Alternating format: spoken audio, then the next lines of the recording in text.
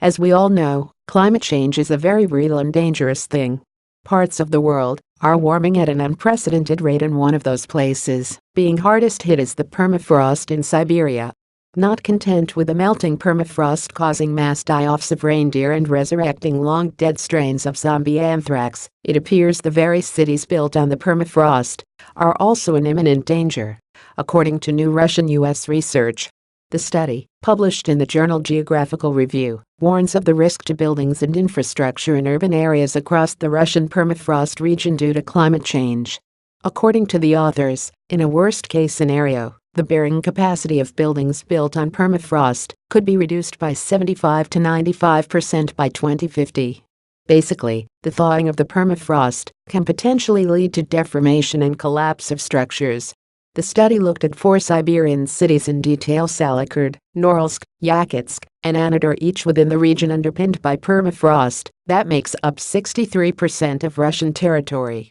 Numerous studies have shown the Russian Arctic is warming at a rate of 0.12 degrees centigrade, 0.22 degrees Fahrenheit, a year, which is significantly higher than the global average. On average, the fastest changes are projected for Salychersk and Anadyrsk. There, the bearing capacity has potential to decrease to critical levels by the mid-2020s, according to the authors. In Yakutsk and Norilsk, the critical climate-induced decrease in bearing capacity is expected around the 2040s.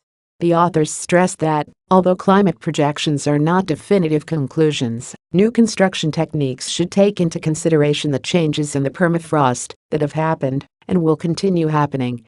Our analysis demonstrates that climate-induced permafrost changes can potentially undermine the structural stability of foundations, indicating a clear need for adopting construction norms and regulations for permafrost regions that account for projected climate changes. The study concludes that a significant reduction in the stability of urban infrastructure in the Siberian permafrost region should be expected by the mid-21st century. We're not really sure what is holding President Putin back from ratifying the Paris Climate Agreement, as it is rather apparent Russia needs to act sooner rather than later. While we were gorging on delicious food and arguing with relatives, Hubble produced some of the finest observations of galaxy Iris 163990937. This object, which is located 370 million light-years from the Milky Way, is a maser, a sort of natural laser, where the light emission is observable, not in visible light but in microwaves, thus the M in maser. Iris 16399 is not just your regular maser, it's a megamaser 100 million times brighter than the masers found in galaxies like the Milky Way. Lasers work on the principle of stimulating light emissions at a specific frequency from a particular gas, and similarly, some galactic gas clouds have the right conditions to produce microwaves, just like this object, again all at the same frequency. The Hubble observation provides a crystal clear view of this galaxy. The object is peculiarly shaped because it's the product of a collision of 2 galaxies of roughly the same mass. This galaxy merger is not only responsible for the curious structure of the galaxy, but also for the activities in the 2 bright cores visible in the Space Telescope image. The North Core, Iris 16399N, is known as a LINER, low ionization nuclear emission region, an almost quiet region by galactic standards. On the other end, the South Core, Iris 16399, is in full swing with new stars forming at a rate of dozens, if not hundreds, of times higher than the Milky Way. But don't let this difference in activity fool you. The real kicker hides in Iris 16399N, where a supermassive black hole 100 million times the mass of our Sun hides, in waiting surrounded by gas. Iris 16399N and Iris 16399 are 11,000 light-years apart, but they are getting closer and closer to each other. Eventually, the 2 cores will merge, and the supermassive black hole will wake up. When that happens in a few 100 million years, powerful jets will heat up the galaxy and choke any new star formation. But for now, and for many years to come, we can enjoy this breathtaking picture of this incredible galaxy. 2016 will be remembered for many things, from the good, the bad, to the ugly, and that's just talking about the new animals discovered by science. So, as we wave goodbye, or perhaps good riddance, to the year, here's a breakdown of the brightest, boldest, weirdest, coolest, and most interesting species that have either been recently discovered or described in scientific papers during 2016. Ziggy Stardust snake. This new species of snake was discovered among the cliffs of northern Laos in Southeast Asia. In homage to the late David Bowie, who passed away in 2016, this glam rock oddity with psychedelic scales has been named Ziggy Stardust. The Snake and I, the Venom High. Alexander Taney, WWF Harry Potter sorting hat spider. Among the many fantastic beasts discovered this year, one 7mm long spider named Arivixia gryffindori captured more hearts and imaginations than any. Indian scientists discovered a spider with an uncanny resemblance to the sorting hat used to sift wizardry students into their schoolhouses in the Harry Potter universe. Even Harry Potter author J.K. Rowling was impressed. Read more about the creature in the Indian Journal of Arachnology. Indian Journal of Arachnology via Javed Ahmed Twitter. Next page full article.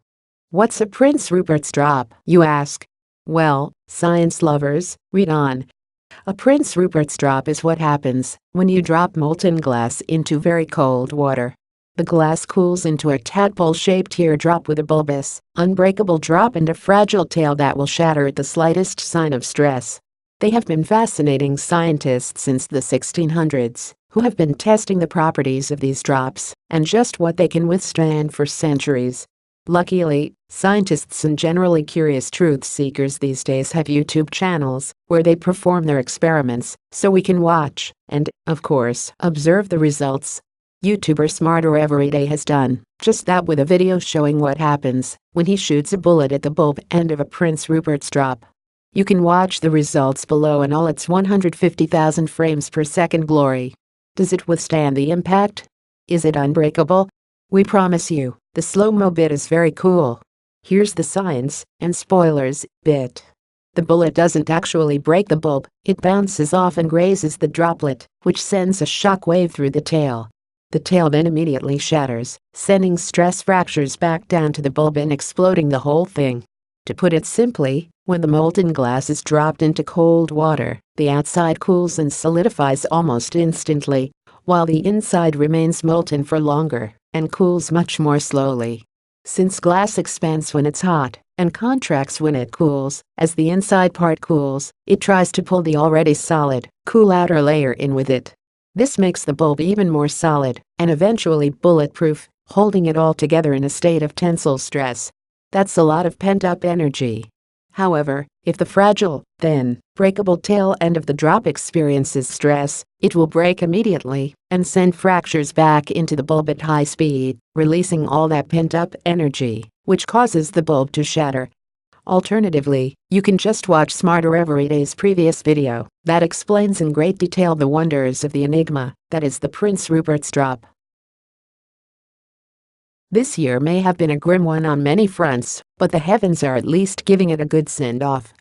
Wherever the skies are clear, there will be two comets visible via binoculars on the night when 2016 turns into 2017. As the sun sets on December 31st, Venus will be bright in the western sky, accompanied by a much fainter Mars. If you make a line from Mars to Venus and then keep going about the same distance, you will find yourself not far from Comet 45P Honda Mrkozpijdusikova. Unless your eyesight is excellent and you are well away from interfering lights, you won't be able to see it unaided, but binoculars or a small telescope should show at least the comet's head and possibly even the tail. Depending on your time zone, the comet may be quite close to the crescent moon, which will be faintly visible at the time. If you do some serious partying and are still up shortly before dawn, you may get a chance to see a second comet named C2016U1 Neowise. It's currently in Ophiuchus, the zodiac constellation astrologers prefer to forget. At this point, C2016U1 Neowise will be too faint for the naked eye, even under the best conditions, but binoculars may bring it out. Moreover, it should get brighter over the first few weeks of the new year. It's not unusual for there to be two or more comets in the sky at once, but the overwhelming majority are far too faint to see without telescopes. Two that are either at the edge of visibility or are expected to get there soon is an unusual conjunction. Moreover, the two comets represent a stark contrast. Comet 45P Unbreakable is a short-period comet first discovered in 1948. With an orbit lasting just 5.25 years, it has been back 13 times since. Sometimes, however, the Earth has been on the wrong side of the Sun for a good view. This time, however, we should get a better look. It's visible in Capricorn, so Southern Hemisphere observers will get the best view. It's getting closer to the Sun, so it will become harder to spot if you miss it tonight. On the other hand, C2016 U1 Neowise has an orbit of at least 1,000,000 years, and indeed may never have visited the inner solar system before. This makes it far more unpredictable in its brightness than 45P Unbreakable.